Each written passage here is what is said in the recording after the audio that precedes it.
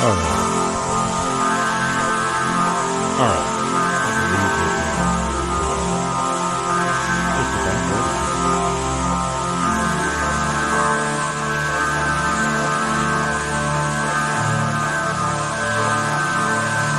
Name of the movie there that we're playing in the background is a public domain movie because it's the copyright. It's not easy. Everything is Thunder, 1938, Constance Bennett, Douglas Montgomery. I think I might do this for the opening of the shows. Stuff like this in the background with my musics there. All right. All right, we're about ready to actually. Now somehow, you know what? Hold on, folks. I am not aligned properly. Hold on, vociferously I protest.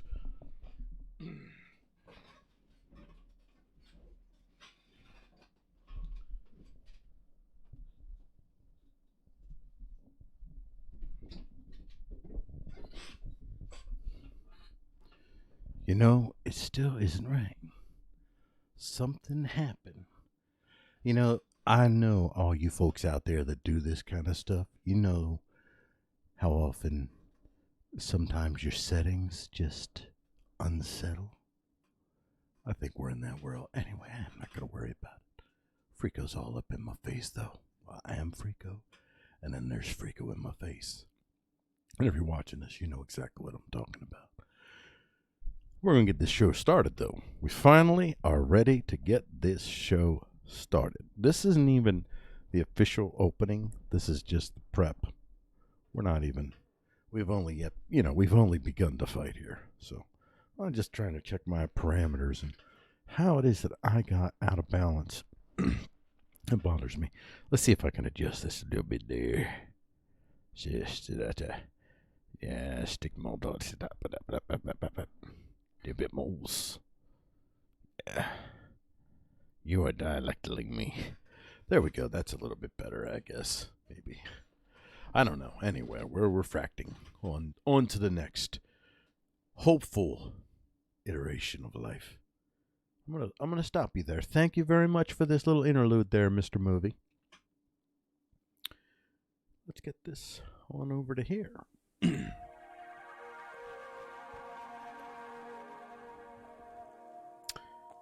Welcome to Freeqo Talks. I am Freeqo, and I will be taking you through these sites: pioneeringnews.com, newsfire.tv, and newsalite.com. These are all three aggregate sites, news aggregate sites. Who aggregates those sites? I do, Freeqo. Here you're going to find a lot of tech, science, underground news. You get the top fires of the day here at Newsfire.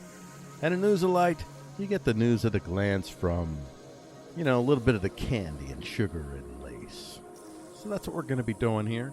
And we're going to be mixing and matching. And we're going to start with, usually on Pioneering News, we don't actually start with a story like this in what we call the lead. But I made an exception today, which on the very first show, yes, I did that. I am Freeqo. I do these things. White supremacist terrorism, a national security crisis, or a law enforcement challenge. Consider the data from Small Wars Journal. Now, Small Wars Journal generally, I would say, leans right. I consider them generally a more credible source, but they do have a bias. Does the data justify transforming a law enforcement challenge into national security crisis? Greenblatt and Selim apparently think so. In their view, since the majority of the 50 extremist-related deaths in 2018 their organization identified were specifically perpetrated by white supremacists, there is sufficient grounds for characterizing the situation as a national security crisis. Now let's look at the data a little bit closer, and that's what they do here. Now I'm going to leave y'all decide, although I'm going to make my commentary. Y'all decide, but Freeqo's going to freak out. Oh, yes, yes. but in a very polite and loving way, because I am a loving Freeqo, and I am pretending that I have just been called to speak in front of the church, and they want, they're asking me questions about, so what's going on in the world? But I want to be real. So we'll see if we can balance that balance. ADL's analysis does attribute 78% of those 50 extremist murders in 2018, amounting to 39 deaths. I'm gonna just pause there. Oh, one thing good about the background music, I can pause and not have to worry about it. So 39 deaths. Of course, that's right. When the background music, I think it loops. Don't worry, folks, it loops. We're all good. We're all good. I planned this, okay? And if it doesn't loop, then I blame the Chinese. 39 deaths. 39 deaths. Now let's go on. But what Greenblatt and Soham don't tell you is that as tragic as those 39 deaths,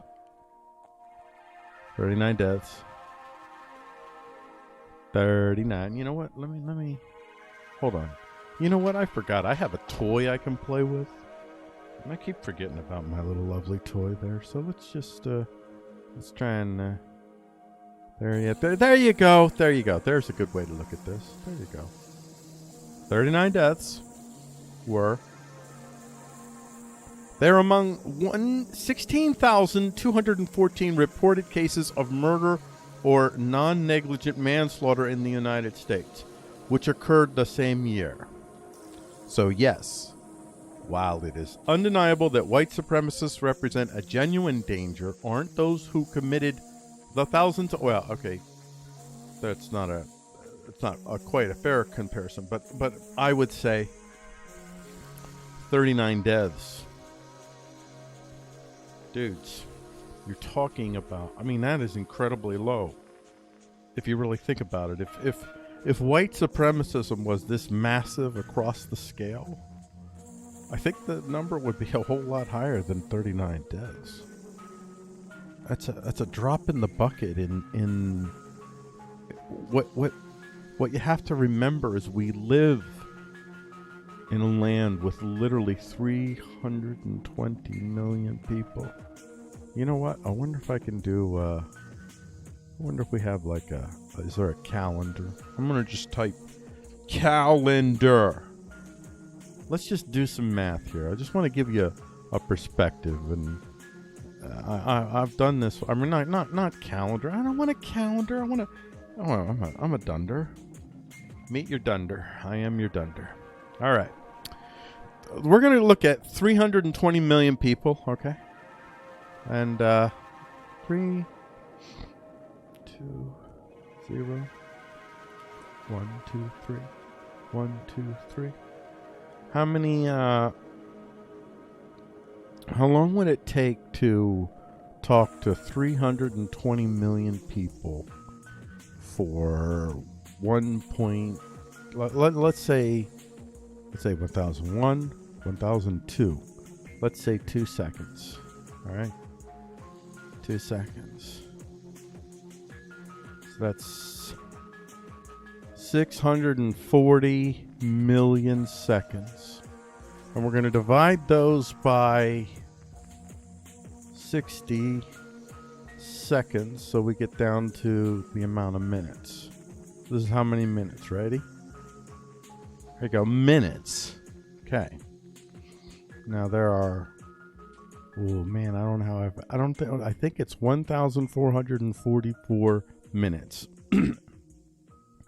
And it might not be exact, but that's okay. It doesn't matter.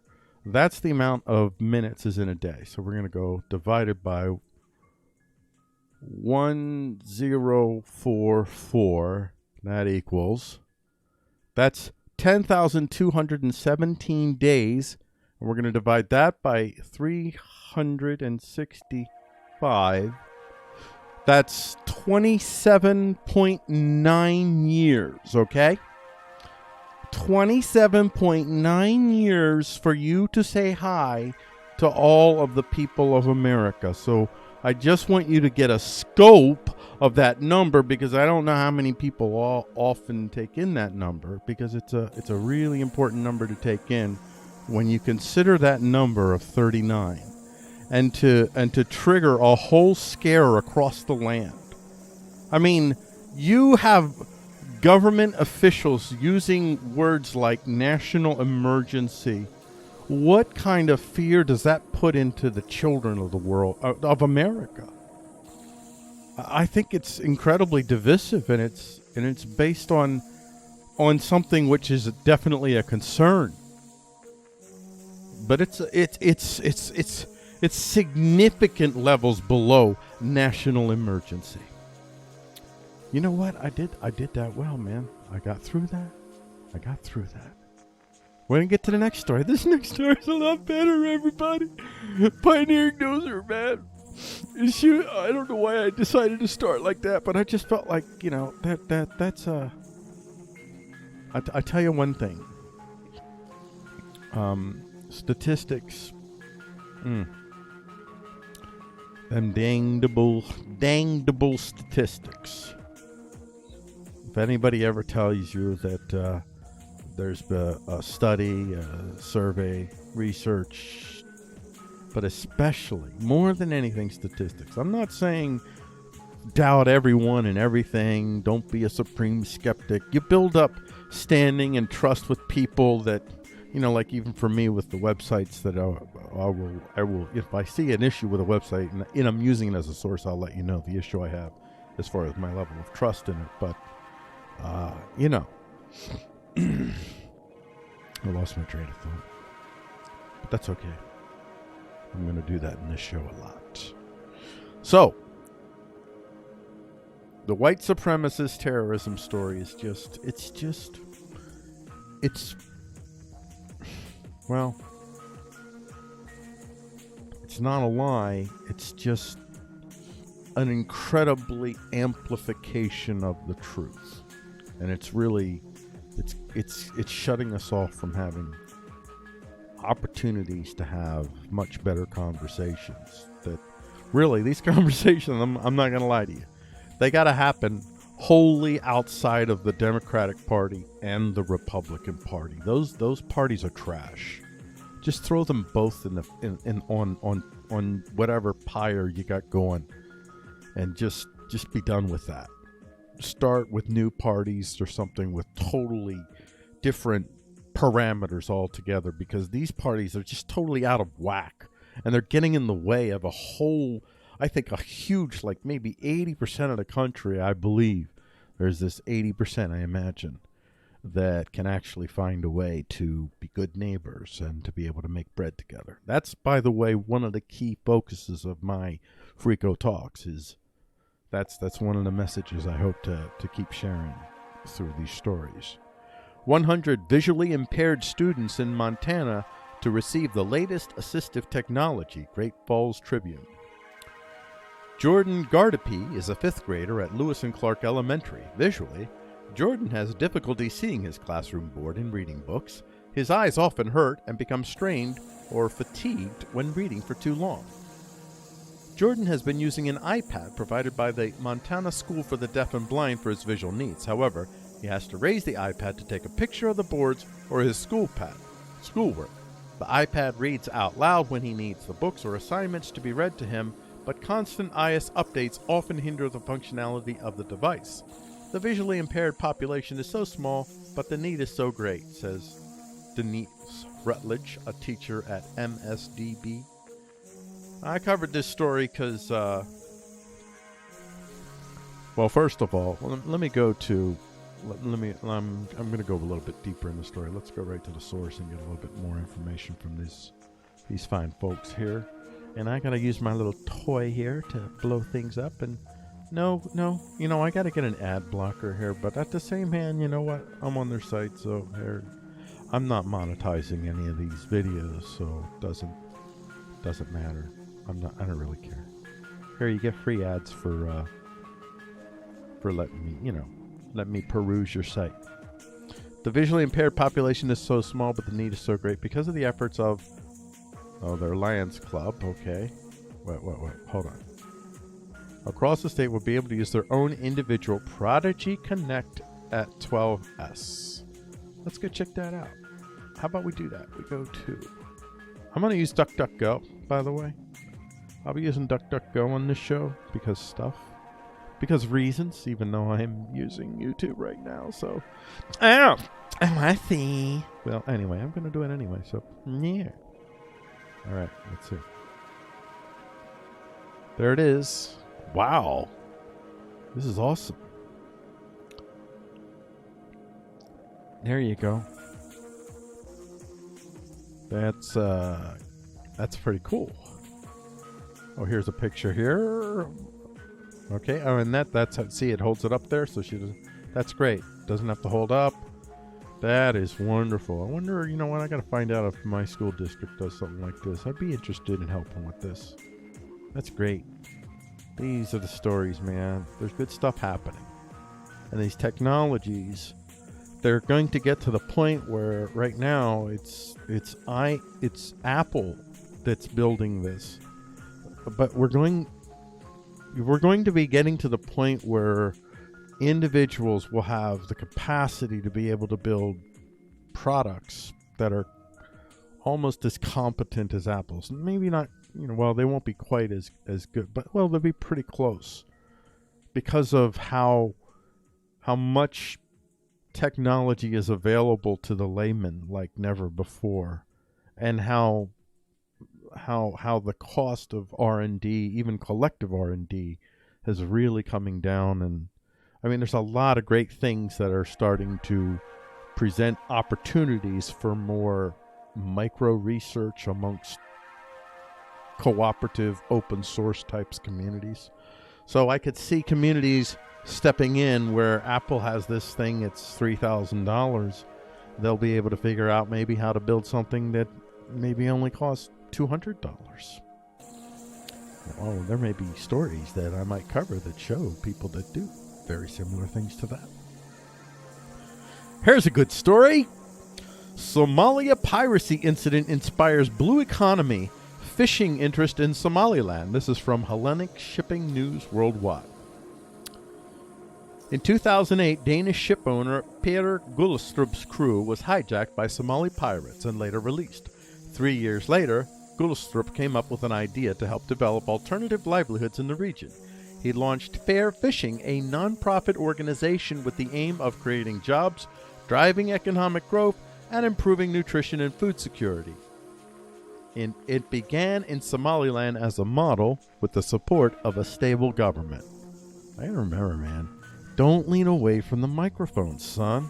Don't do that. Don't do that. Unlike Somalia, Somaliland has little history of fishing outside the small coastal city of Berbera. The big problem was shifting the mindset of a meat-eating society to fish. A campaign providing nutritional education, raising awareness, and changing perceptions were the first steps. Traditionally, fish was seen as an option only for those who couldn't afford meat. Alongside its efforts to promote the nutritional benefits of seafood, Fair Fishing also launched training programs providing technical skills, including swimming and teaching people how to fish, repair nets and boats, clean and fillet, store and sell, prepare and cook and fish. Fishing supplies are sold at cost, and a handful of boats have been donated. I mean, come on, dudes. Put a smile on your face. Come on.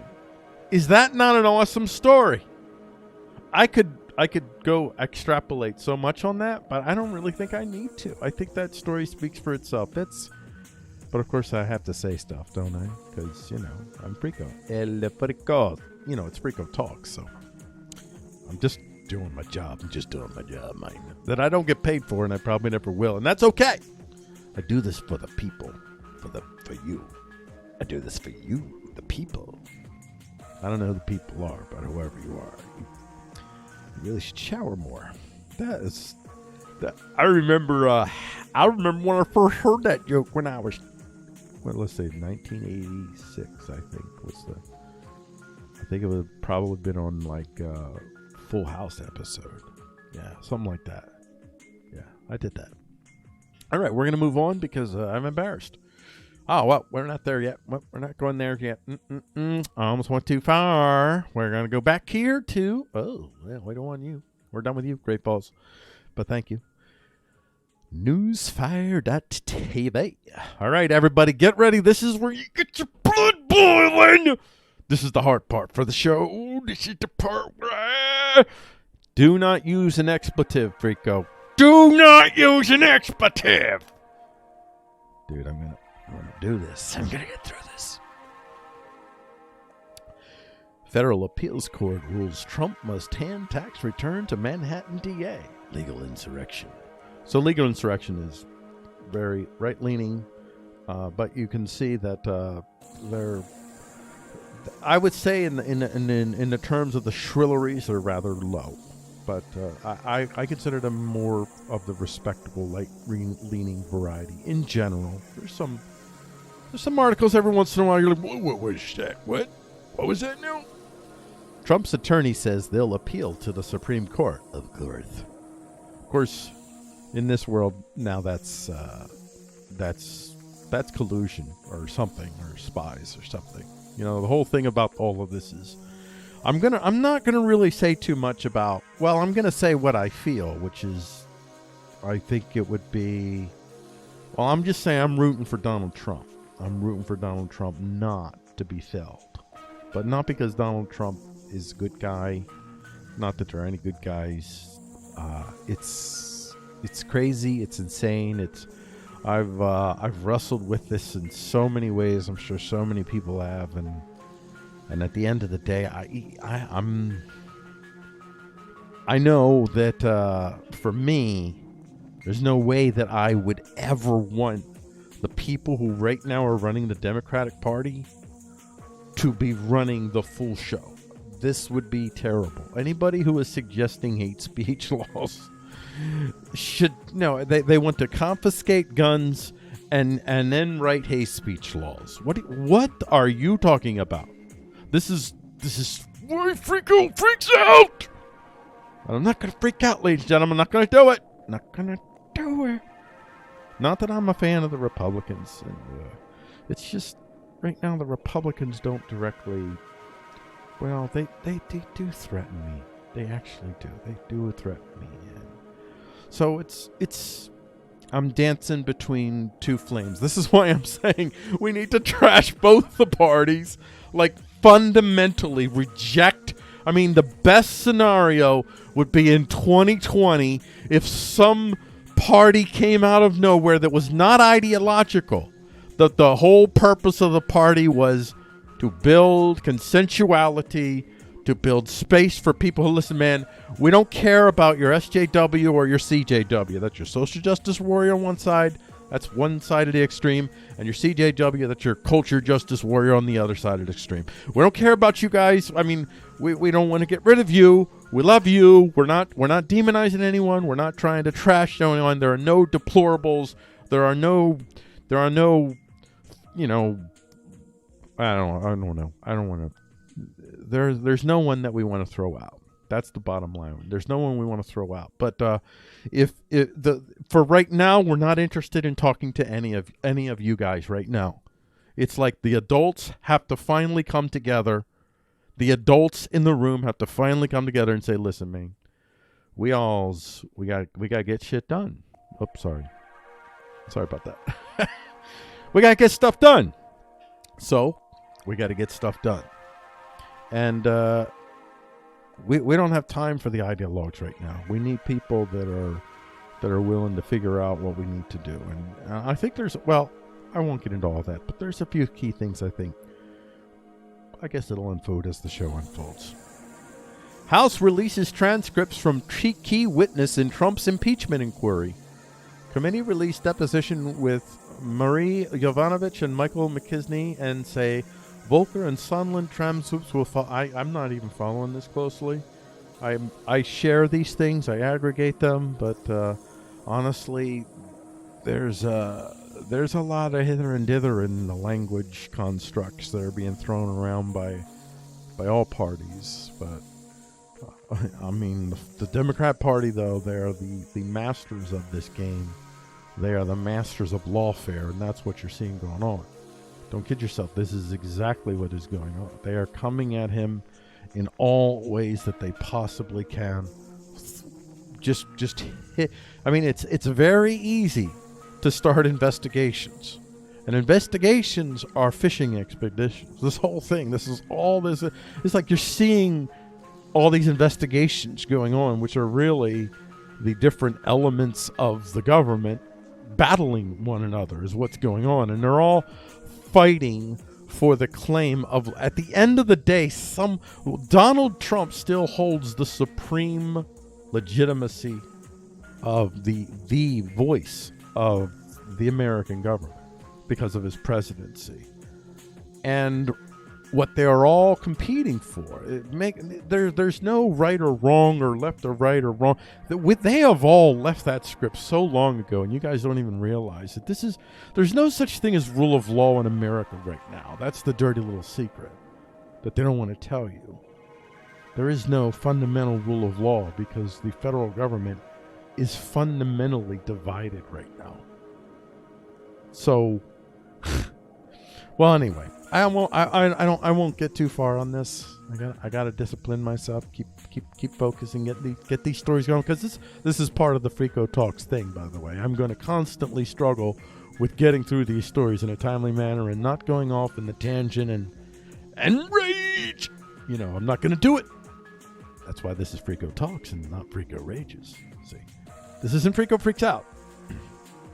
I may do another show where actually you can see Freeqo Freak Out, and if you'd like that sort of thing, y'all let me know in the comments down below. I might comment myself just to make it look like I get comments. Hong Kong protesters firebombed China's Xinhua news agency, Breitbart. I have noticed, by the way, Breitbart has really been toning itself down. I don't know if they've had a change in what they're doing. I haven't really looked into it too deeply. And I'm totally out of touch with that whole world. I used to be in touch with a lot of that kind of stuff on the left and the right kind of stuff, but I've been out of all that stuff for a long time. But I have noticed that Breitbart's the quality has seemed to improve, and its shrilleries have. Not that it does. I mean, when it does have its shrilleries still. Don't get me wrong, but it's quietly building some. I think a stable of more journalistic type writers. I could be wrong, but that's what I see coming out there. Demonstrators in Hong Kong flung gasoline bombs at the office of China's state-run Xinhua news agency on Saturday night, creating a scene likened by Xinhua employees to a war zone. Have you ever heard anyone say anything other than, here with the big firebomb things and stuff and booms, and it was like a war zone. I tell you, it was like a war zone. I tell you, I've never seen a war zone, but if I ever saw a war zone, that what it look like. It's a war zone. You know what I'm saying? It's a war zone. You always hear that. But here, yeah. Well, this is the stock photo I have here. This is I don't even know. Yeah, that is from the protest. Yeah. The South China Morning Post, the incident was cited by critics of the protest movement as evidence that it has its own authoritarian tendencies and is hostile to speech it disagrees with. Okay. Critics of the protest movement as evidence that it has its own authoritarian tendencies and is hostile to speech it disagrees with. I don't know. It's a war. It's a war, y'all. This is why, this is why you're gonna see me stand on your preferences. I know this sounds random, but these people are it's everybody is always fighting for legitimacy. In America, in American government legitimacy, the ultimate legitimacy is rule of law. You have to have that is ultimately what keeps America together, is this idea of rule of law, this notion of rule of law. And in that notion of rule of law, everyone, the idea of just walking up and saying, hey, Donald, by the way, you're out now. I mean, that would be bad. That'd be very bad. And only because Americans have this rule of law ideational construct within them, which is very useful, by the way, for we poors, because it's a significant check against the significant advantage that that those with concentrated reservoirs of resources have over the rest of the poles. And we is the poles. Honestly, if you make less than $3 million a year, you're probably one of the poles. Really, it's like that. The South China Morning Post quoted an employee who described the attack and its aftermath. The ground floor glass panels were all shattered. There were lots of red paint spilled everywhere in the lobby, and there was a smell of burning. Because there was fires. Why are you doing this? Freeqo! Check yourself, son. This is a serious story. Don't be treating it like it's some sort of cartoon. People are risking their lives fighting for freedom. Freedom is one of these constructs. It generally means I would like to have my own masters, please, not people from so far away. I would like my master to be more local. That's generally what freedom actually is. But anyway, let's get to something happy. See the way I'm messing this up, because I can only float into the fires for so long where I'm like, I lose my freaking mind. Got to have some candy here, and this is where the news alert is. Although it's gonna have some mix of stuff, but it's gonna have a lot of candy. So we got here, My Chemical Romance comeback show sold out in minutes from musicnews.com. I would love to play like some music from My Chemical Romance, but if I did, I think that people from Blizzard would show up and they would demand that I sent back their Fallout 76 helmet thingy. The duffel bag. I think somewhere in there's truth to what I said. The Teenagers Hitmaker, comprised of brothers Gerald and Mikey Way, Ray Toro, Frank Hierro, and James Deweese. You gotta say it like this, by the way. You gotta say, Deweese. Announced plans to return to the stage together for the first time in 7 years earlier this week. And after tickets for their one-off Los Angeles show went on sale on Friday. They were all gone almost immediately.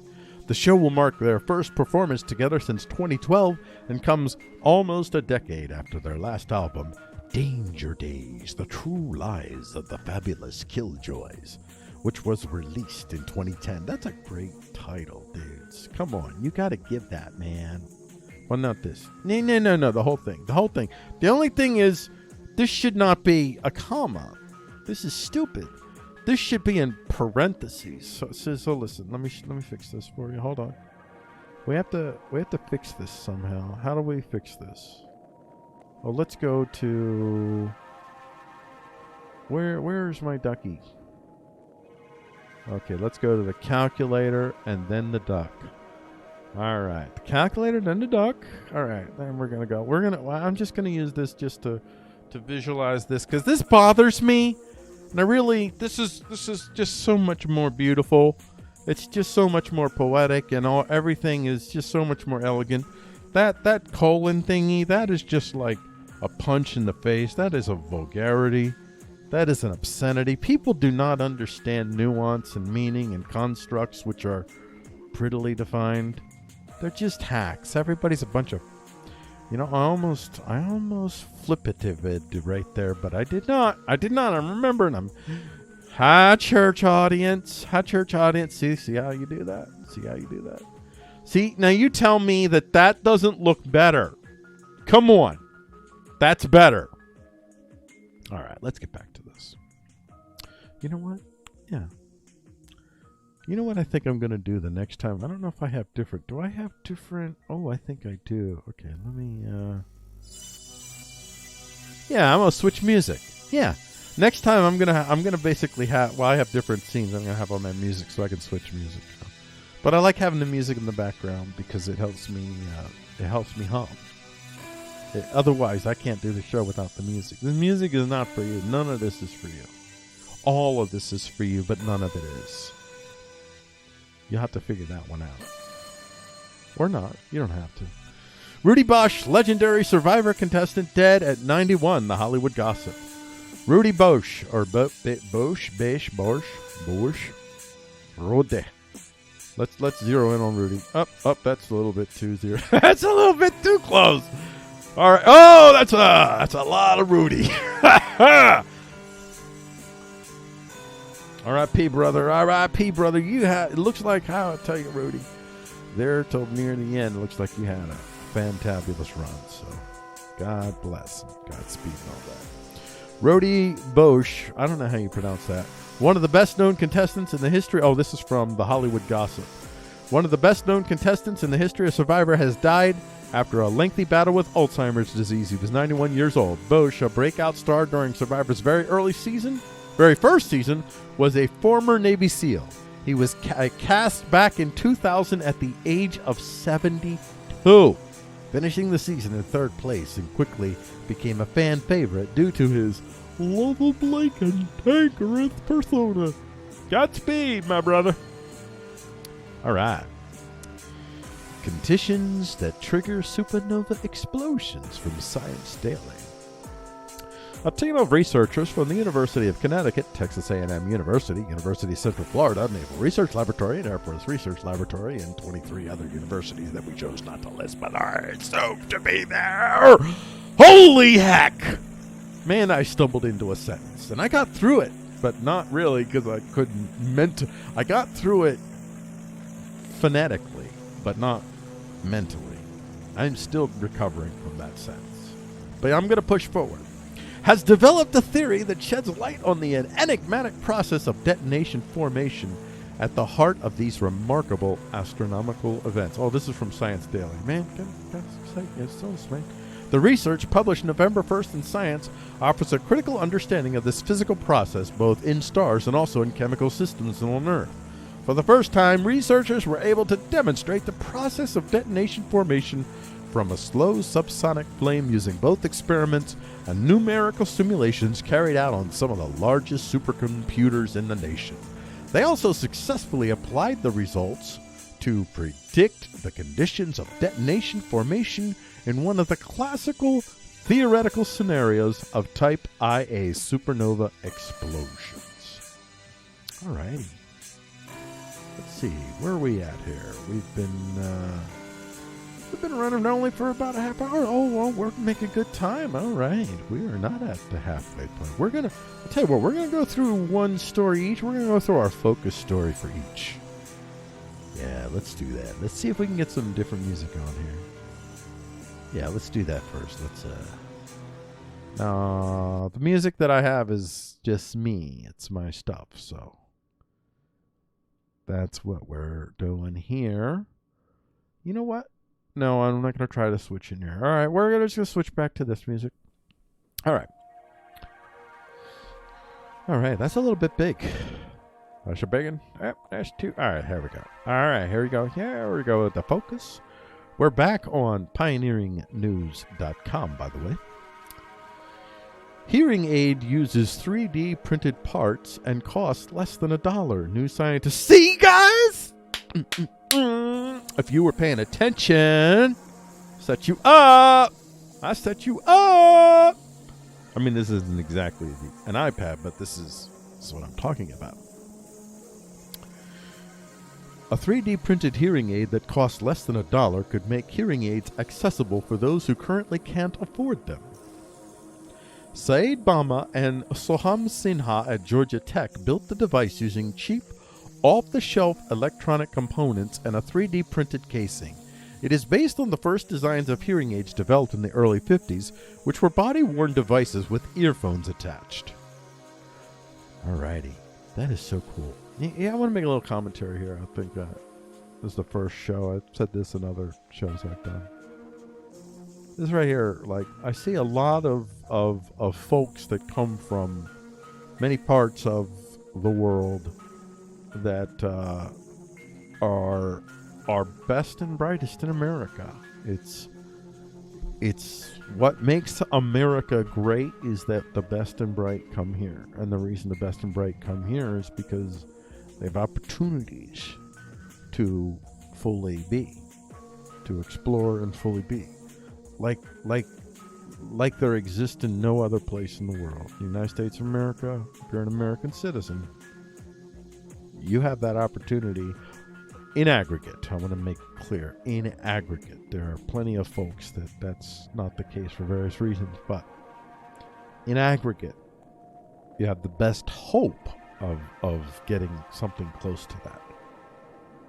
Here, like nowhere else in the world. And so long as we have that, we'll continue to get these awesome folks coming in. And as these awesome folks come in, a lot of these, the racisms, bigotries, and all that, they kind of end up kind of becoming, it's hard to hate someone who keeps being awesome. And we're just all being awesome with each other. I mean, that's the bottom line. And we're all noticing it. So this is part of it. Let's hope that we can hold on to that thing which gives us that power. And what gives us that power is that we, the poors, have this ideational power over those with the resources to bring great force power upon a point at the snap of their fingers. And that is this rule of law. It's really the Bill of Rights. It really is foundational to why Saad, Bhamla, and Soham Sinha end up coming here. And well, I don't know. They may be second, third generation. They may be, I don't know, their parents may have been here, since the 1800s for all I know. But, I mean, yeah, so I don't know. But these, if we have been predominantly overwhelmingly white, and if we were predominantly overwhelmingly white right now, we wouldn't be this nation. We wouldn't be so awesome, because we have people from around the world here, whether they came here whenever their families came here. My families came here. Well, I have a couple threads, but I think one family came here in like the 1700s, and the other family came here after World War One. So that's my families. My families came from, actually both of my families came from Germany. Freeqo is German out the giggy. Not really ideationally well, anyway. The pair built the hearing aid to work for people who have age-related hearing loss, which currently affects more than 200 million people worldwide. This is characterized by a difficulty to hear higher sound frequencies, so the device specifically amplifies those. According to the nonprofit organization Worldwide Hearing, fewer than 1 in 40 people who need hearing aids in developing countries can afford them. While very cheap personal sound amplification devices proliferate on the internet, these simply amplify all sounds and are meant only for those with mild hearing loss. Yeah, it's not, I mean, this is not the hearing aid that I would use if, well, actually I would. I only have mild hearing loss, so I think I would use it, but I don't have even mild enough to need that. But anyway, there you go. And we'll go to, oh, no, that's right. We're going to do the feature. We're back to this one. All right, there. Hold on. It's gonna, I hate these stories.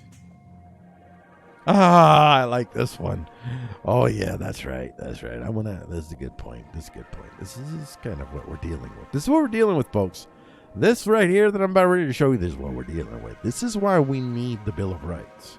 Because if we did not have the Bill of Rights, what do you think Warren Buffett would do if human beings in this land didn't have this notion that somehow they had this right to free speech, a right to be able to defend themselves, a right to freedom of assembly, a right to their religious beliefs, a right to not have their religious beliefs become state beliefs?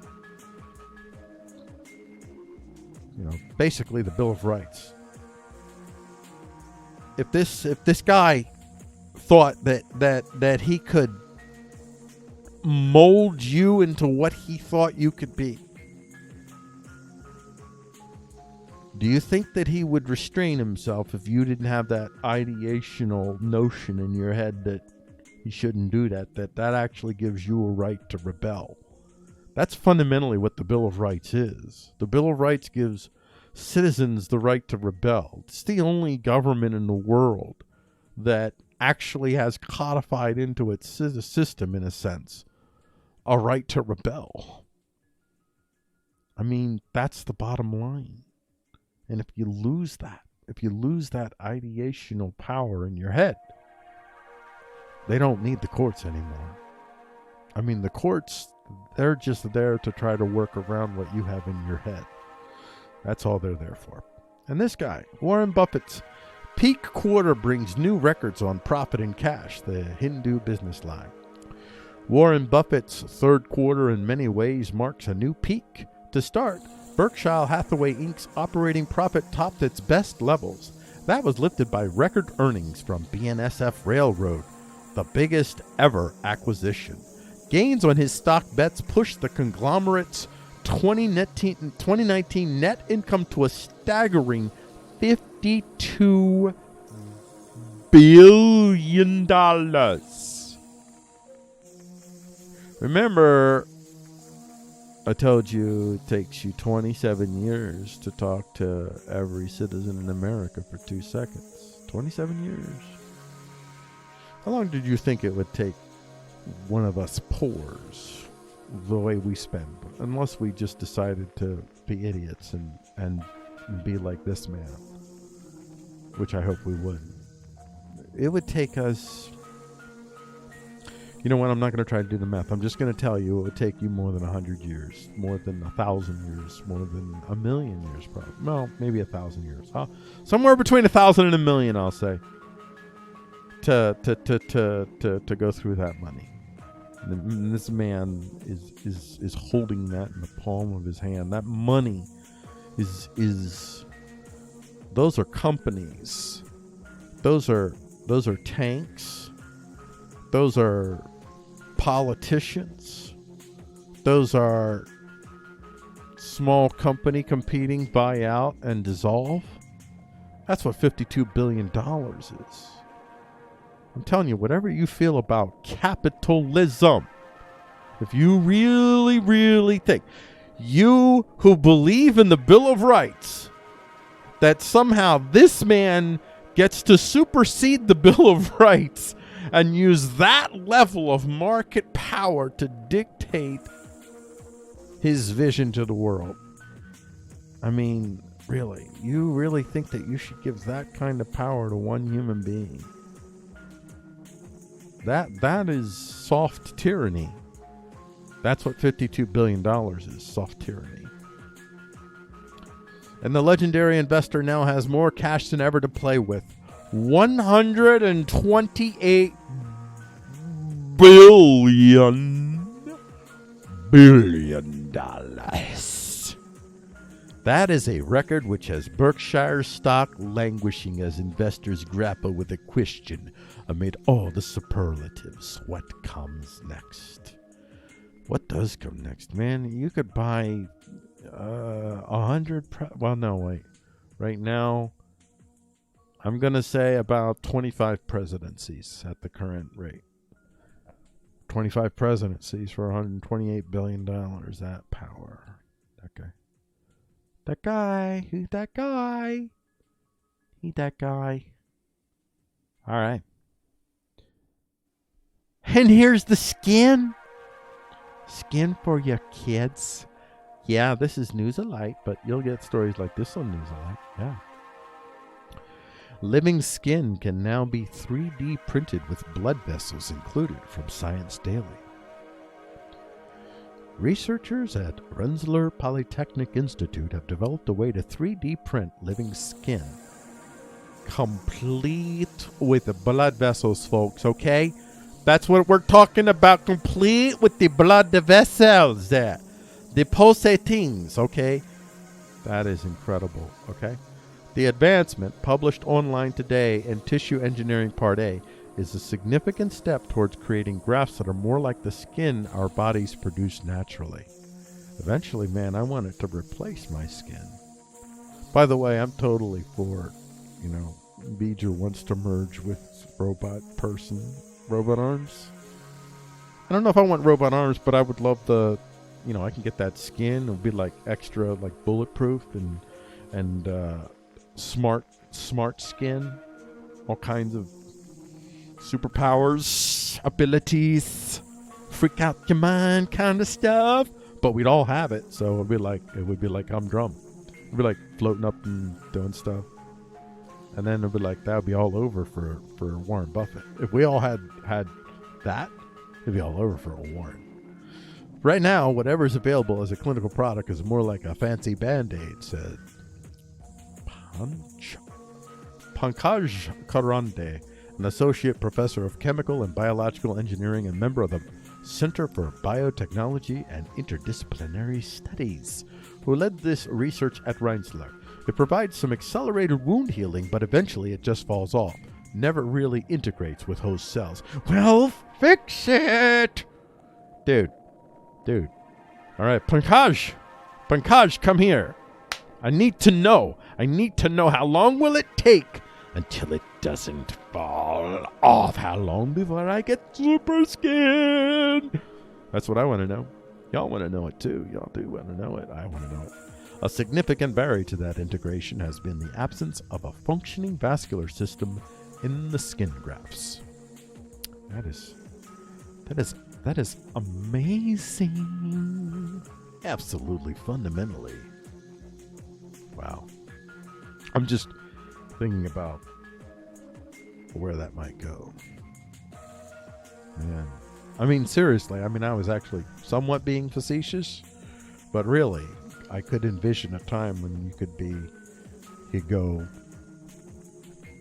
I don't know, at what age would you get your first skinning? Your skinning. The skin would go over top of your skin, and then it would just kind of dissolve into it, but kind of replace it. It would you know what I mean? And you wouldn't even notice. It would happen probably in a 24-hour period. You might be a little itchy for a little bit, and then it'll be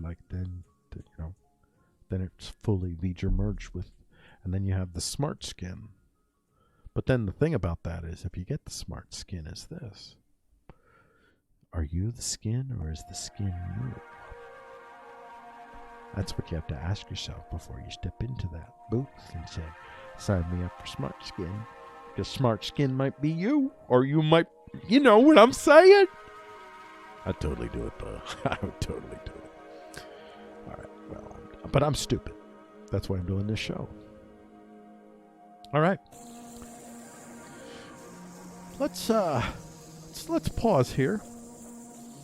And yeah, let's pause here for a little bit.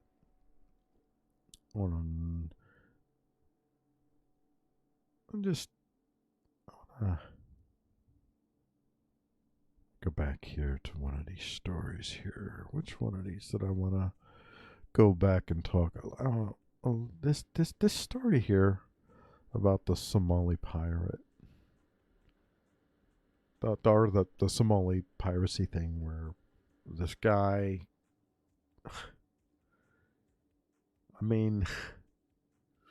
he gets hijacked by the Somalis, and he sees an opportunity. Now, I want to go over a little bit more with the story. I'm going to read back over the story, but I'm not going to show it here, because this is a part of the show where you just get to look at my mug. I want you to focus on, I am the captain now. Look at me. I am the captain now. So Peter Gutstrup's crew was hijacked by Somali pirates and later released. 3 years later, he comes up with this idea to help develop alternatives. Now, there's stuff I don't want. You know what? I'll tell you what I am. You know what? I am going to switch gears here. I'll tell you what. Let's do a little exploring. Let's scratch a little bit below the surface for this story. That's what I want to do here. I want to scratch below the surface for this story.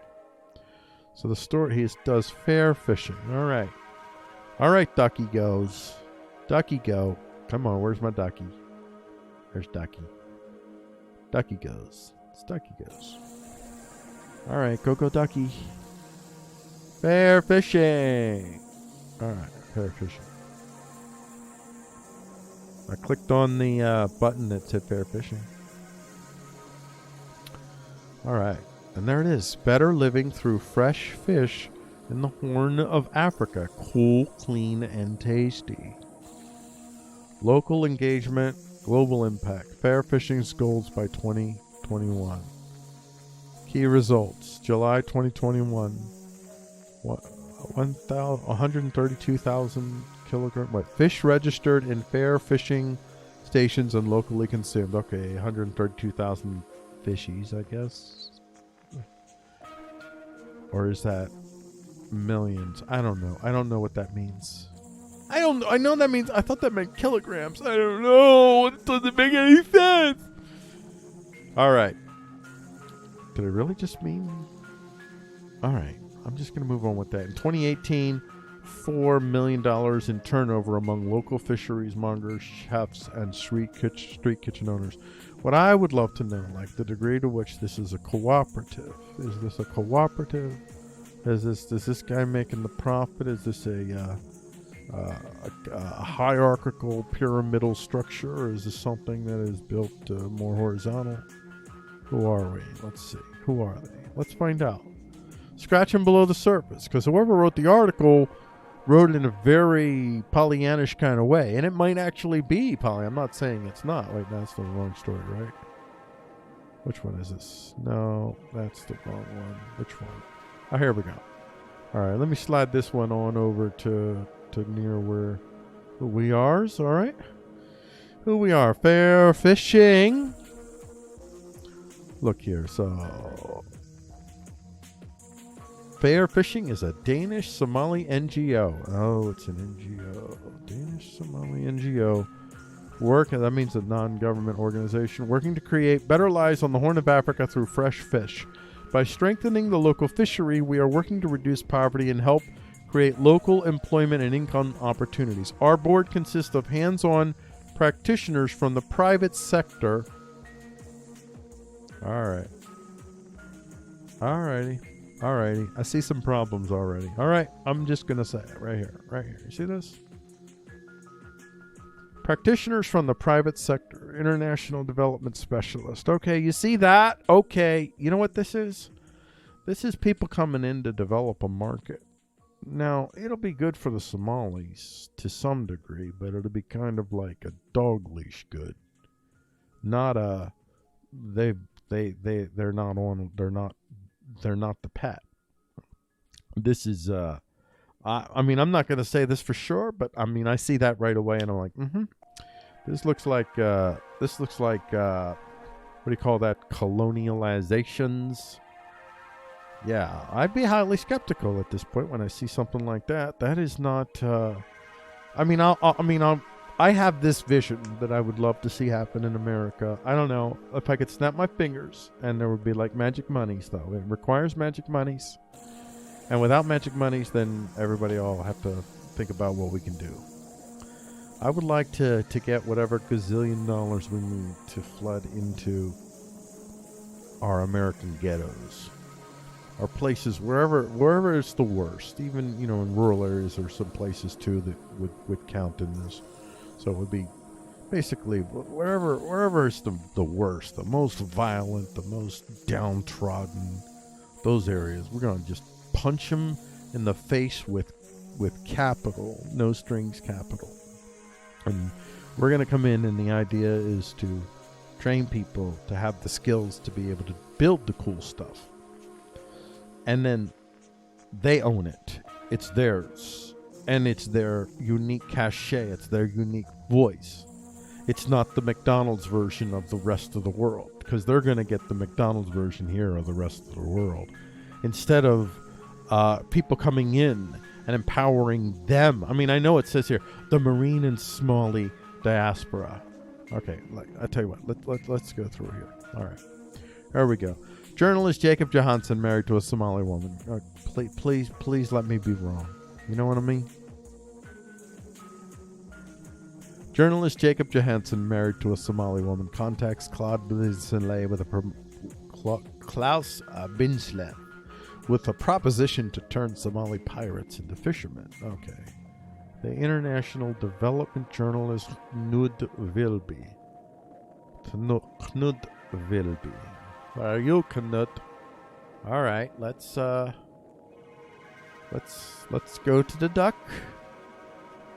Let's find out who Knut is.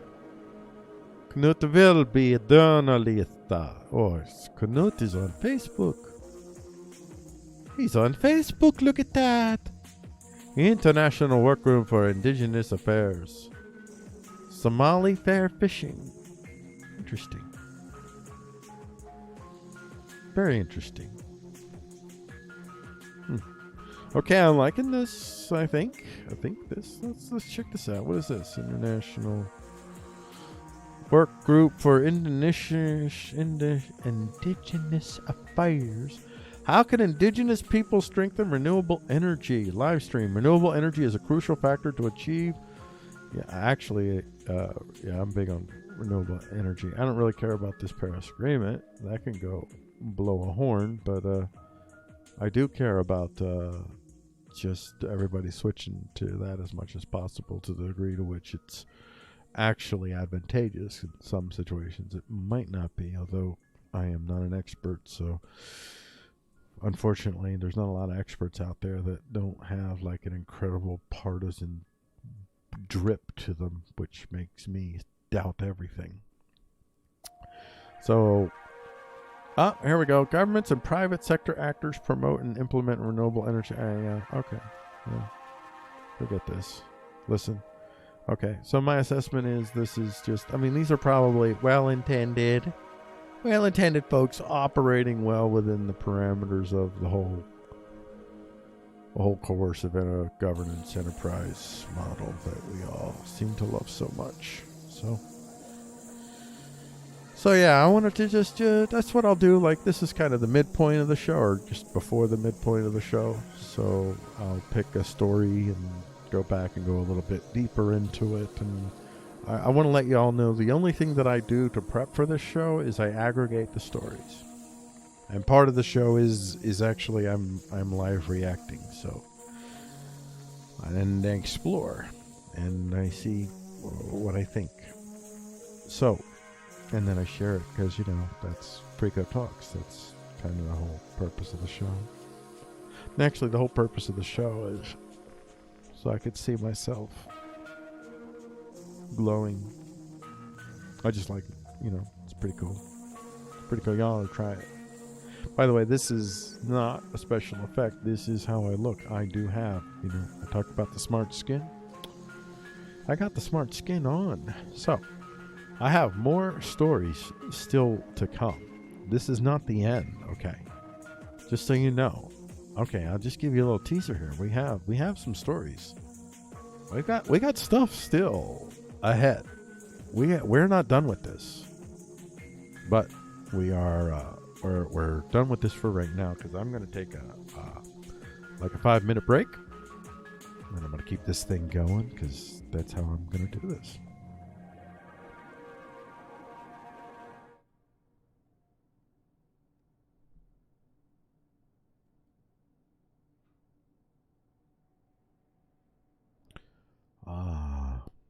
I got to get this set up first. That's right. I got to learn how to do this. Well, I mean, I know how to do it. I just got to get used to it. All right. I'm going to set up the transition thing, and I got my little movie to play in the background, and got some music for you.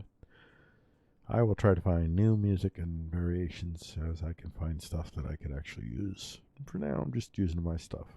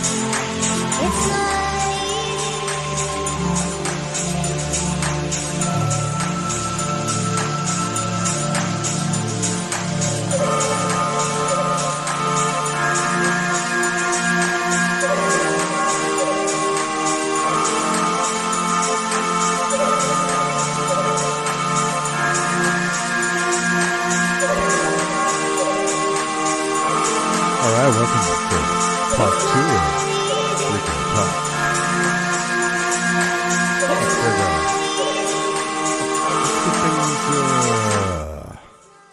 There we go. Get things set up here as we get ready to get into the next stretch here. So what we're going to be looking at here is we're going to be going through these 3 sites and looking at the top stories of these 3 sites. And we'll see if we, well, I guess we'll see how far we get. And this whole thing is kind of a struggle with Freeqo attempting to limit myself so as not to spend an hour talking about the weight of a fly.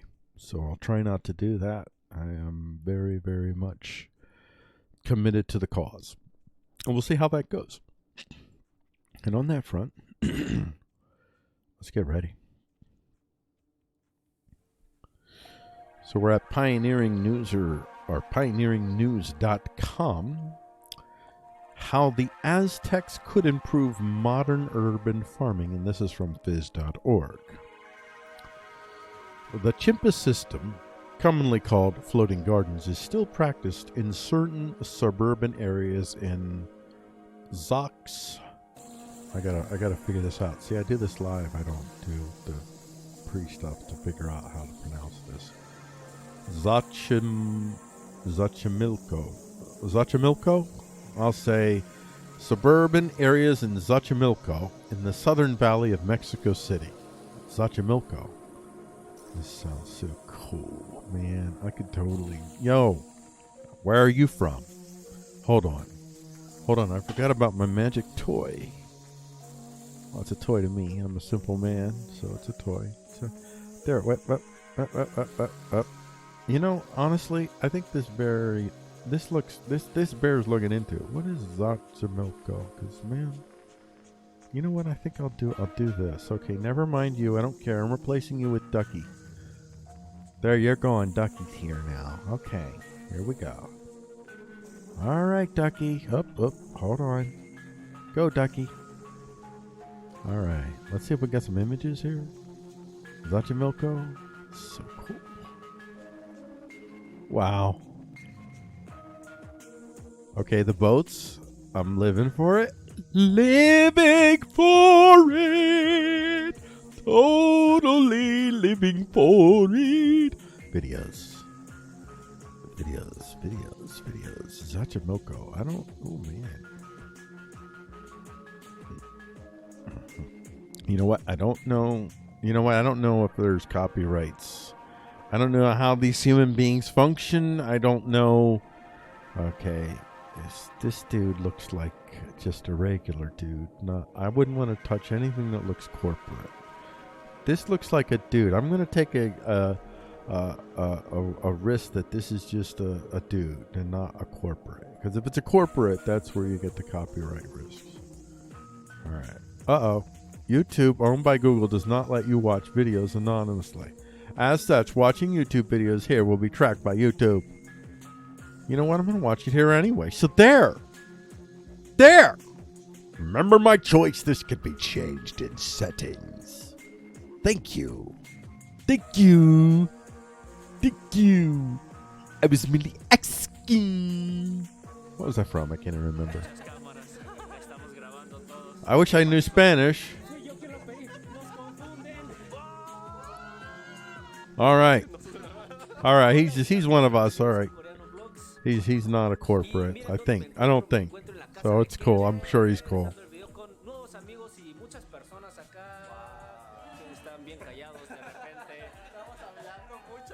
Oh man. Well, they certainly make it look fun. I don't know. All I know about Xochimilco is it seems laid back and cool. I think they probably listen to alt. I bet you they listen to alt music like me. They seem like alt kind of people. You know, that's in like alt. Oh gosh, I forgot now. Oh gosh. You know, like alt indie, college indie. alternative. So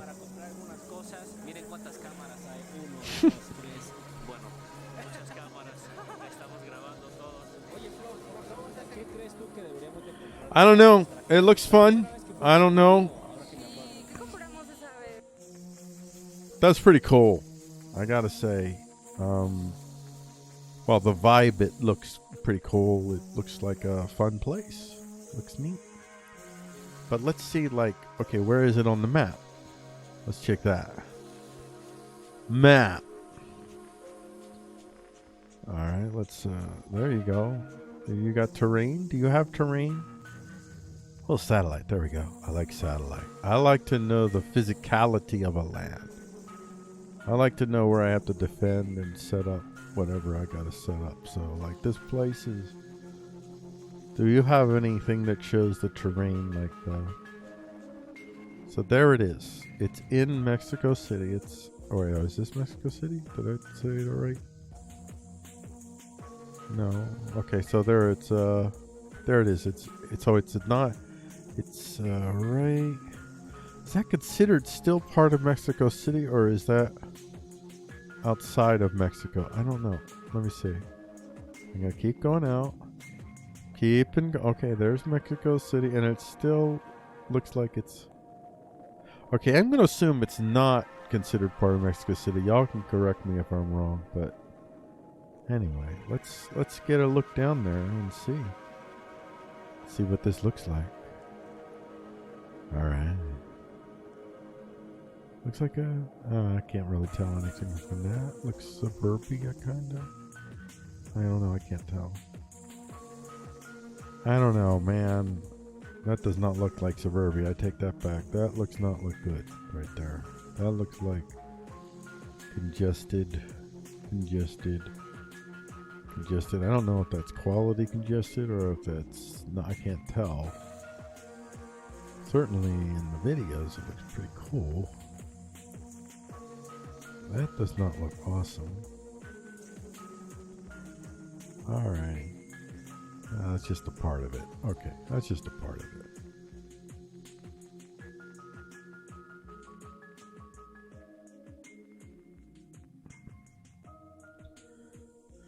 Wow. That's a lot of stuff, man. That's a lot of stuff. Okay, I was hoping to find something. I didn't really get anything out of that. I guess sometimes these are going a dead end there, but it's worth checking out anyway. So that gives you, oh, they're in the southern valley. I mean, it gives you a sense of what we're talking about, or where we're talking about. So these raised fields are constructed by digging the canals and mounting the displaced earth onto platforms.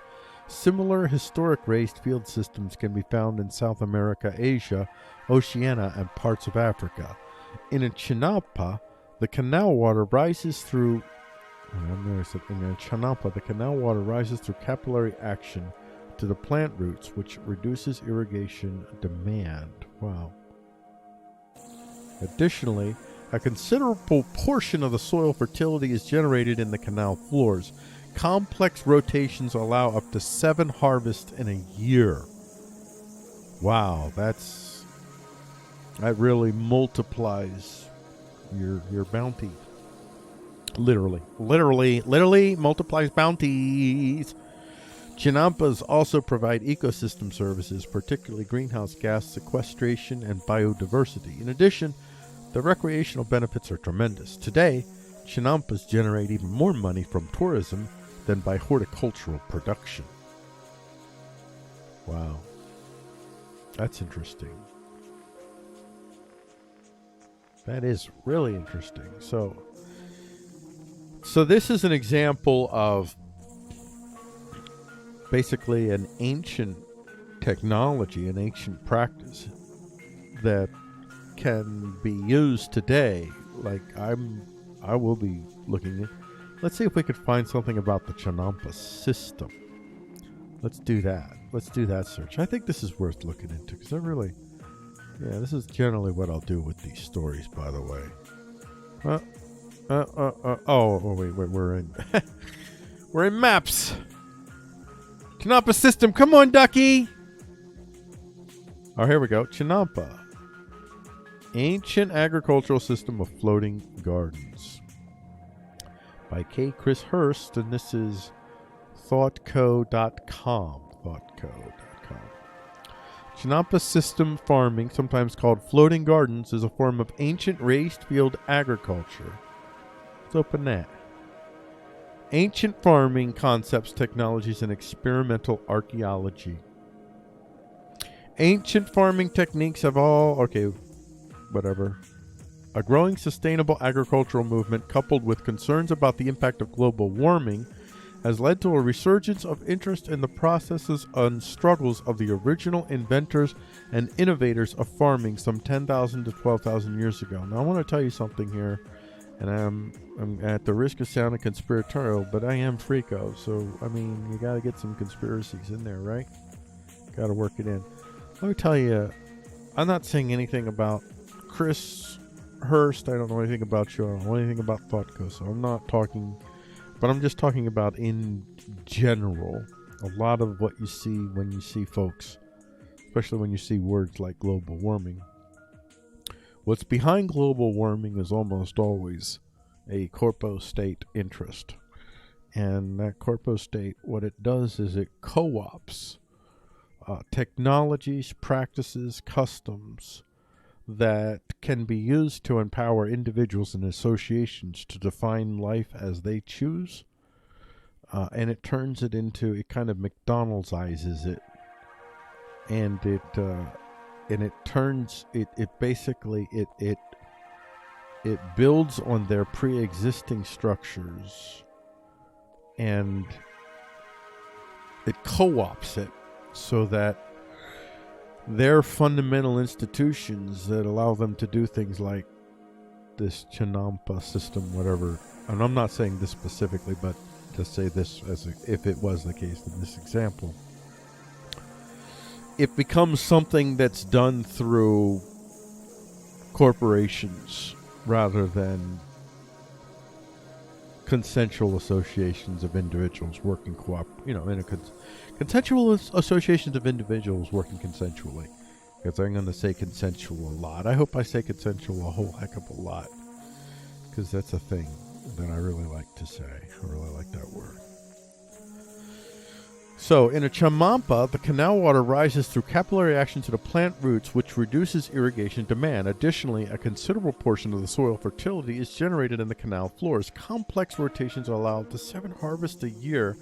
Chinampas also provide ecosystem services. So this is, Chinampas, I don't know if you know anything about aquaponics, but this is like, I imagine there's a complex aquaponics system going on here as well, and maybe even beyond that. Maybe it's even larger. If you can imagine, I have this idea, this vision for what I call homestead acres. So these would be communities, small, very, very small.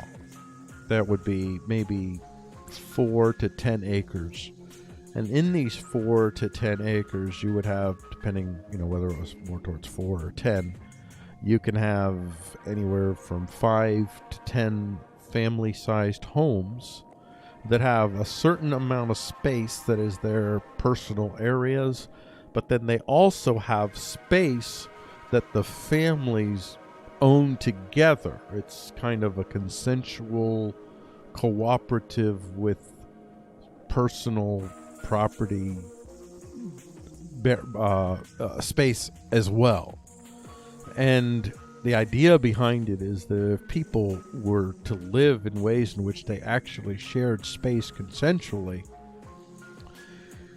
the poors could live like millionaires, basically. We wouldn't need millions of dollars to have a very luxurious life, if this is my theory. So things like this would go a long way towards making that possible. You could envision maybe, I don't know the scale at which this is practical, if it's larger or smaller scale, depending on scale, but maybe perhaps in a 10-acre setting, you have this strip of, even if you have to geoform it, this strip of land that is dedicated to this purpose. So this is the engine of your I mean, you can literally you're going to build it in a way in which it's an engine. It's intended to provide life and self and associative sustainability. Choice. Sustainability is choice. Preservation and sustainability. These are the things that are fundamental to choice, especially for we poors who don't have $129 billion sitting in the bank. 3D printed device weeds out blood cells to find cancer. This is from Futurity. I'll highlight that there. I like doing that. I like it when it turns green. It's purty. A new method using 3D printed cell traps can separate cancer cells from billions of blood cells in a patient sample, researchers report. Isolating circulating tumor cells from whole blood samples has been a challenge because we are looking for a handful of cancer cells mixed with billions of normal red and white blood cells, says A.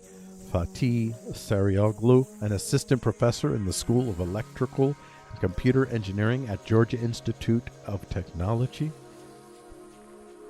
Let's see who she is. Let's find out a little bit about her. Wait, did I just assume, actually, why did I assume that was a her? That might be hey, you know what? You know why? Because the Fatih, even though I said Fatih, in my head, I turned that into faith. That's weird. Freaking out, man. Because what you do is, because that's not this is not the type of name that I have normally seen, although I'm seeing names like these more and more, so probably this, it'll become like the other names in my head as I begin to learn these patterns. I don't know these patterns yet. I'm getting them. I'm starting to learn them, but man, I got a long way to go. Okay, so A. Fatih Sarıoğlu. Sarıoğlu? A. Fatih Sarıoğlu. Oh, he. Hello, sir. Assistant professor, technical interest groups, I love nanotechnology. We really try to cover nanotechnology as much as we can. By the way, we is the three voices that are in my head, as well as this one that's speaking. I don't know which one this is though, so I'll get back to you on that. Oh, that's right, I'm doing Freeqo Talks. That's who it is. A. Fatih Sarıoğlu received. Okay, I don't need to know your. It says something else about. Oh, I don't know. Let's see. Can you give me something interesting? Like, okay, what's he's got an article he wrote or something? Okay, let's see. Let's see if he's in the newses. All right. Oh, it's all about this. All right. Okay. So this is his big time. It looks like this is his big. This is his introduction to the big show. Welcome, good sir. Welcome to the show. All right, let's get back to it. All right, assistant professor in the School of Electrical and Computer Engineering. And with this device, we can process a clinically relevant volume of blood by capturing nearly all of the white blood cells and then filtering out the red blood cells by size. That leaves us with undamaged tumor cells that can be sequenced to determine the specific cancer type and the unique characteristic of each patient's tumor. I mean, this is fascinating. First, I gotta go a little bit deeper. Y'all want to go a little bit deeper on this? I bet you do, right? I do. Let's see. Here's the picture of it. Yeah, it's so beautiful. I mean, because of what it represents, not in and of itself. It does not have an aesthetic that transcends the meaning behind it.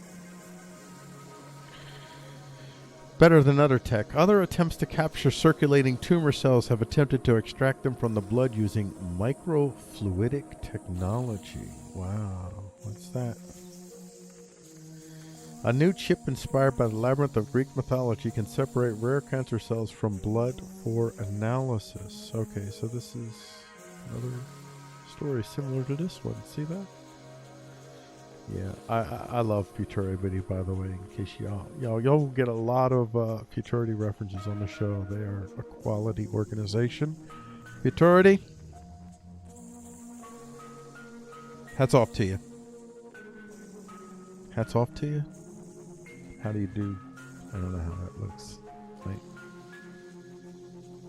Hats off. Oh, wait, hats off. Alright, it doesn't work. Usual microfluidic devices have just a single layer with channel heights of 50 to 100 microns, Saruglu said. They are thick, but most of it just empty plastic. Using 3D printing liberates us from the single channel and allows us to create many channels in 3 dimensions that better utilize the space. Wow. So, yeah, I'm not a scientist. But these stories, I've been following 3D printing since 2003. And they're getting more and more amazing. I have this vision in my head of where 3D printing might end up going, or I think I call something I call vat printing. They have these vats, and it's a combination of nanobots, and the idea is that you have these vats that are filled with this fluid, whatever agent it is, that the nanobots can freely travel and take their elements that they have. And you have these chambers which have all the essential raw materials that you need for these nanobots to build whatever compound by compound or whatever it would be that they do it. It's just gazillions of nanobots that just go do the work. And so you're like, like, this is how you make your car, and you just order your car, and then it just kind of might take maybe a week or so, just building from the inside out. Everything will be ready, run, and done like immediately, like it's running. It's like whatever it is, battery, engine, moving parts, all of it. Just that's my vision. That's my hope. And this stuff is getting us closer and closer to that. See, these things, they're just... But it's kind of a race against time as far as whether it's the McDonaldization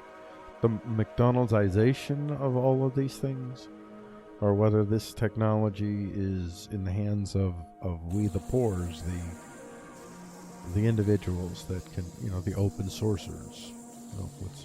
Let's make these technology. These people are developing. See this person right here? That's a patent. That's a patent right there. That's a patent. That's a lockdown on information immediately. That's a creation, an artificial creation of scarcity. A ratcheting up of cost across the board for all of us. Because all of that IP law protections and all that is built into the cost that we all pay on a daily basis. We pay a lot for IP lawyers.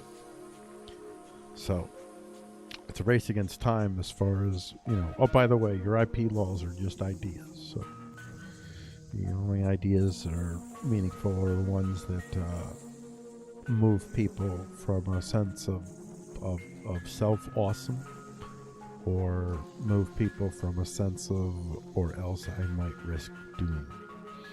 And I prefer to move more into the, oh, that's awesome, than the doom. This is total shorthanding. This is just my way of moving on to the next story, folks. This is what you got to do. You got to do what you got to do to get through, so that you're not just hogging it up on one story. Because now we're oh no, you know where we're going right now? We're going back in. Oh, we're going back in here. Oh, I don't really like being in here for long. This isn't my... Oh, okay, these two stories are fine. Okay, that's good. Newsfire. That's right. Oh, so it's not all horror. Well, actually, this is bad. I don't like this story. This story is just bizarre. So, China's countryside returning to poverty. Report from India Times. Beijing, China's countryside is returning to poverty as it is affected by the economic slowdown, ongoing trade war with America, and the widening rural and urban divide, according to a report compiled by a think tank associated with the country's agricultural ministry. Now, I don't mind telling you, now this is This is from India Times. I don't mind telling you, this sounds tad hyperbolic. A little bit propagandistic, maybe. India and China are definitely competitors, so it's definitely, yeah. Keep that in mind. Keep that in mind, and remember, in almost every country, but ours, well, I'll just leave it at that. The press and the government they're almost all inextricably one. The report by the Beijing Orient Agribusiness Consult, by the way, ours is the case too, but for other reasons, not for legal reasons. Anyway. The report by the Beijing Orient Agribusiness Consultant. Let me see this. Let's see what this is. Let's see what this really is. This will blow my mind. Let's do this. Let's do this. All right, come on, guys. Where's the duck? Let's get the duck in here. Come on, ducky. Ducky, go. Beijing Orient Agribusiness Consultants. Beijing Orient Agribusiness Consultant Ltd. is a professional consulting firm specialized in agribusiness consulting services to the food business chain. It was founded in 1996, China. So, BOAP is a top professional service providing agricultural consultation recognized by the Ministry of Agriculture. So, looks like this is the genuine, actual government.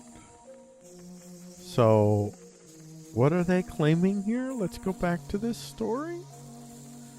It says the rural is returning to poverty. The report by the agribusiness says the rural income has been in decline since 2014 and has fallen by another 20% in the first half of this year. That's because the folks in the cities have figured out a way to bleed the countryside dry. Yep. And now the reckoning has come. Or maybe not. I'm just kidding. I have no idea. The current situation is not optimistic. The countryside is returning to poverty, warned Ma Wenfeng, an analyst from Beijing Orient Agribusiness Consultant, which includes the Ministry of Agriculture and Rural Affairs as a client, the Hong Kong-based South China Morning Post reported on Sunday. The report comes in the backdrop of Chinese President Xi Jinping's pledge to eliminate poverty completely. Oh my gosh, this is for real. Completely by the next year. Mic drop. Mic drop. Oh man, that's Chairman Z, man. Chairman Z. Dude, I'm gonna just dip a little bit into here. I just want to do something here. Come on, ducky. Gonna send a duck on this. I want to do socialism with Chinese. There we go. Let's just do this.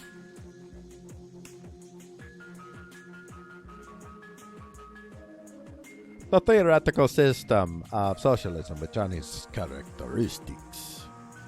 I am going to try to mix Chinese with Russian. What would that sound like? The theoretical system of socialism with the Chinese characteristics.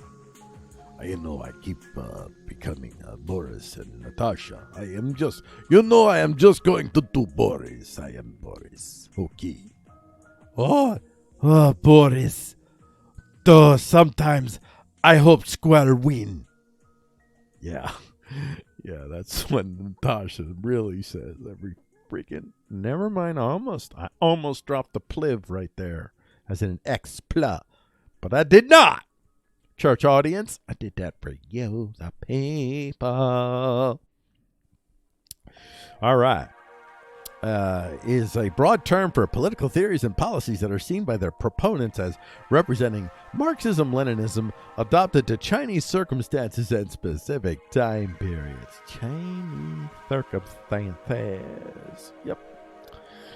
So, Z is considered to represent Marxist-Leninist policies suited for China's present condition. While Deng Xiaoping's theory Deng Xiaoping theory is the series of political and economic ideologies first developed by Chinese leader Him. The theory does not claim to reject Marxism or Mao, but instead seeks to adopt them to the existing socio-economic conditions. And now he was actually taking them away somewhat from, I guess, well, I'll just say this, that for a while China has been going more down the path of the Confucian model, and now Chairman Xi is bringing back the legalism. He's bringing back I'm going to give you what this is called, ladies and gentlemen. Prepare yourselves, because I'm just going to keep bringing this up as I talk about China again and again and again, I hope. This is, this is nationalist socialism. I'm going to talk more about that as we go along. This is just China. That's where Xi is driving this country back. It started in 2017. We'll talk about it, I'm sure, as this show goes on. Keep watching. Elephant named after Osama bin Laden kills 5 people in Iran. You know what? Hold on for a second. I think I got a little issue. I think I hear a little bit of it. All right. Let's hope that clears that out. Elephant named after Osama bin Laden kills 5 people in India. That's right. I frill you not. There it is. There it is. This is not the actual elephant. This is actually a facsimile. An Osama bin Laden facsimile. No. An Osama bin Laden elephant facsimile of Osama bin Laden elephant. Here is Osama bin Laden elephant for the purpose of the rest of this narrative. An elephant named after Osama bin Laden has trampled 5 people to death in an Indian village. Wow. The rogue bull, who was nicknamed Laden after the late Al-Qaeda leader. You know what? No. He's Osama bin Laden elephant. That's what you call it. That's the full name. You gotta say, no, you don't say, oh no, look, it's Laden. No. You don't say, oh no, it's Osama bin Laden. Nope. You say, oh no, it's Osama bin Laden. I can't even speak. I'm losing it, man, because this elephant is staring me down right now, and I feel like it's winning. All right. Oh no, it's Osama bin Laden elephant. See, that's what you do. You live it, you love it, you learn it, you preach it. Osama bin Laden elephant. When you see Osama bin Laden elephant coming, you must be running. But that's not all. Rajan Rabna, a local villager, told the Agence France Presse news agency, in the past, Osama bin Laden elephant has also attacked our villages and killed people and destroyed our paddy fields. So he's still, you know what? Legend, my brother. Wait, no, hold on. He killed people. Freeqo. He killed people. You understand what that is? To celebrate a rogue elephant? All right. You're right. That's cold. He doesn't know any better. He's just an elephant. And I bet you the society did this to him.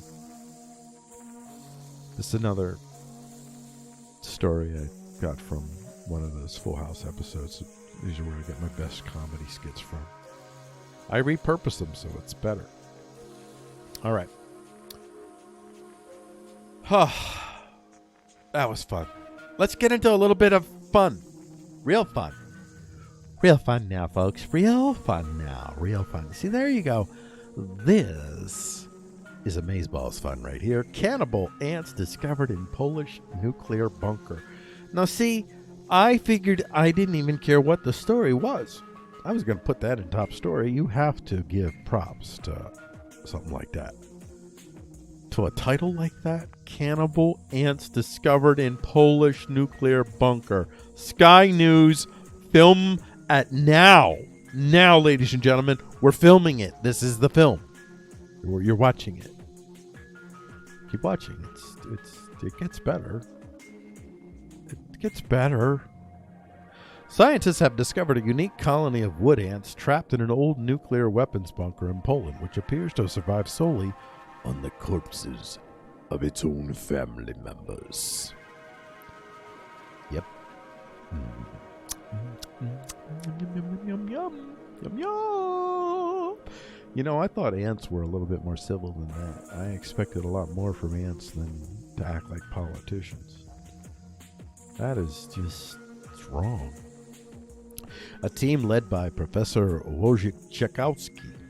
Wow, holy moly, I managed to stumble through that one. That was luck. Total luck, folks. Let's try that again. Ready? A team led by Professor Wojciechowski nailed it again. Probably pronouncing it completely wrong, but at the Polish Academy of Science found the number of ants down in the bunker had swelled to the size of a large colony in the open world and had continued in the work of constructing a nest. A decisive contribution from Dr.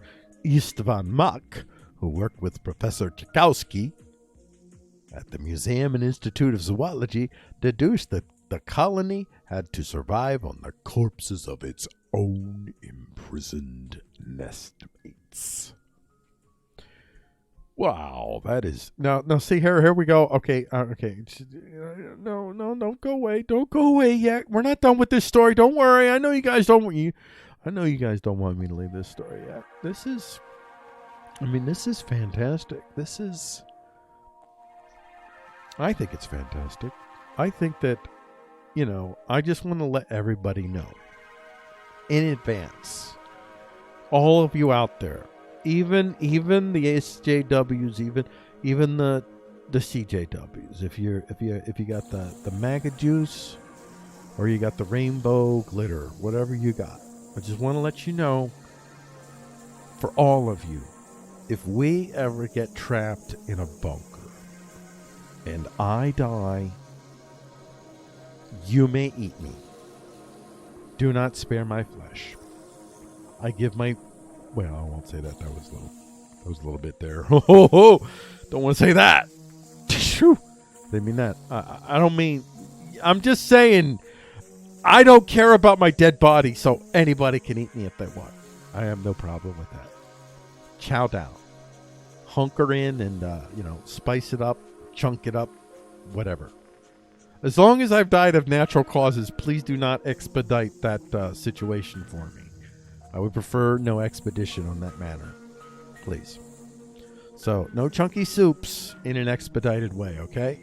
I prefer to let my chunkies be the emergence of naturality and not the sudden presentation of the cessation of being due to malice and forethought of malice.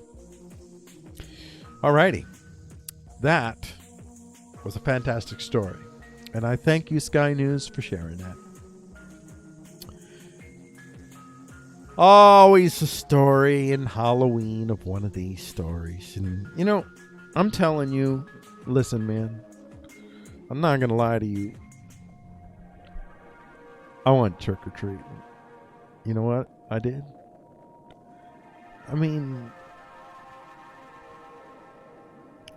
I dressed up as a mailman. And no one even asked me questions. It was weird. Oh, psycho mailman. I dressed up as psycho mailman. So I was strapping, man. You know what I'm saying? I was strapping. Anyway, I got a lot of candy. Man, I went through all of it. Nothing. Nada. It's a myth. No razor blades. Definitely no drugs. Nothing. No edibles. Nothing. It was sad. It was very sad. Connecticut man arrested for reportedly giving trick-or-treaters razor blades with their Halloween candy, the Shade Room. According to NBC News, Jason A. Rax, 37, was arrested by Connecticut authorities after razor blades were found in the candy bags of at least two trick-or-treaters who visited his house Halloween night. Waterbury police said they received complaints of razor blades in the candy of children in an area in Waterbury, which 35 miles south of Hartford, Connecticut. Police discovered that the razor blades came from Rack's home and promptly arrested him. What a... All right. Jason, what is wrong with you? How do you do this? Why do you do this, Jason? All right, come on. No, we're not dealing with socialism with Chinese characteristics right now. Dealing with Jason. Well, I even went down. I was like, okay. Oh, okay. We got a picture of this young man? This guy? Come on. What the heck? Jason! Wow. No, okay, folks, when it comes to cancel culture, see this? This is where you need to turn your attention to people like this. This is cancel culture worthy. Cancel culture worthy, folks. Not whether anybody said the N-word or the F-word or whatever. It's cancel culture. Cancel culture, this guy. Like, out the rear entity. There's your cancel culture. Dang. Nasty dude. Yeah, not all the news and light stories are lights. So you get a couple of these thrown in there. I mix things up. I like to pretend Last Jedi director. What's his face? I can't even think of his name. It's blocked. All I see is this biomorphic form suggesting a human of a male-like essence, but not sure. Anyway, if I could, surprise the audience, confound the audience, or, lower expectations, the audience. All right, let's get to, well, you know what? I think that we have gone through all of these top stories, and I think that's all we'll do for this show. I thought to myself, because now you go to these websites. If you go to pioneeringnews.com, I'll back this up here, and you can see up here. Now, these links, these get updated once a day. But there is a regular flow of these types of stories over here. So some of these stories over here, see, oh, no. Well, you see the wires over here. Let me try that. You see the wire. So wisdom or artificial intelligence from the Tribune. Now, if you click on the links, they just go right to the stories. That's it. Now, sometimes you might click on a link every once in a while that's actually something that I do, because sometimes I do write stuff on here, but not often. Mostly this is aggregation. But if you go to these sites, this is what you get. Not that site, that's not mine. But this is generally what you get, so you get an access. I'm going to eventually create mailing lists for these, so you can get what will be regular digests, or these are called heralds. You get daily heralds. And I'm going to click on that here. Come on, Newsfire. Don't let me down. Uh-oh. Oh, great. While I'm doing the show, I get an issue here. This is cool. Not sure what's going on here. See if this one's okay. That'd be great if, while I'm doing the show, I have a server issue. That would be totally awesome. So something's going on with the Newsfire site. I'm going to have to figure that out. That's peculiar. So I'll use the Pioneering Herald here. So they all have heralds. These three sites have heralds. So every day I produce one of these. And then I'll build mailing lists so you can get these sent to your mailing list. So these are things. Oh, it came back up. So I don't know what happened there. Glitch in the system. It's back. So yeah, the Newsfire Herald here. And then, so this is all preserved then. It's for you. So in your little mail thing. I am thinking about creating some PDFs of these eventually. I'm working out trying to get them configured right and looking decent. And yeah, so stuff is coming. Freeqo is building a news aggregation empire based upon skill, and alacrity, and wit. Actually, none of those things, but I have all of those. No, I have none of them. All right. Well,